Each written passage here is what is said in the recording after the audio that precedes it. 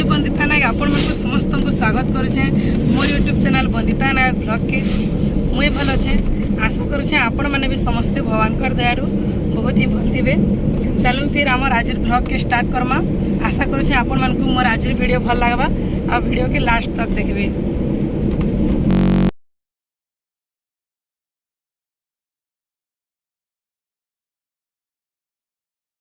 देखुन आम यहाँ प्रोग्राम जीवार लगे बाहरी जाइलु। यहाँ सकाल टाइम वीडियो है।